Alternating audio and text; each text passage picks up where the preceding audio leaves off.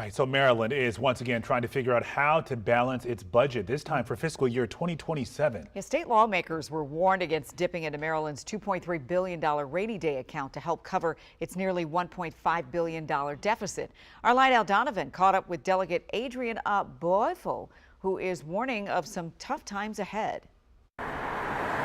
Maryland is finding itself fighting a familiar battle, balancing its books. This time, a nearly $1.5 billion hole is projected for fiscal year 2027. Prince George's County State Delegate Adrian Boifo says while the last legislative session ended with a balanced budget, recent actions by the Trump administration have put the state in a much different fiscal environment. We're dealing with a president who has gutted the Maryland federal workforce and the nation's federal workforce, really affecting our state more than anywhere else.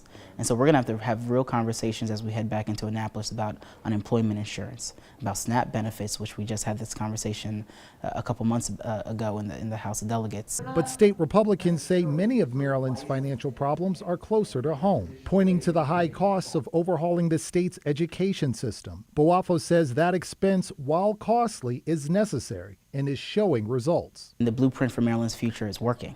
It's different if this program wasn't working and there wasn't data saying that our kids and our school systems are improving. It's working.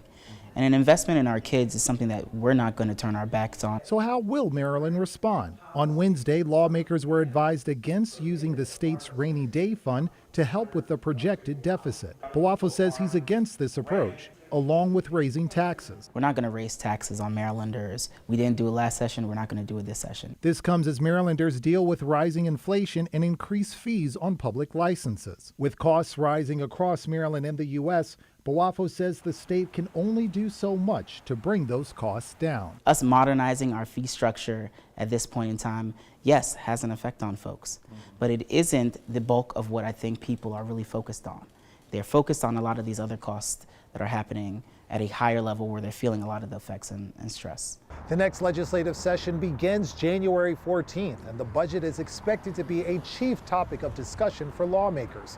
Boifo says although the state will do what it can to provide relief, he's calling on Marylanders who are dissatisfied with all of the upheavals coming from Washington to make their voices heard at the ballot box. From Bethesda, Lydell Donovan, WUSA 9.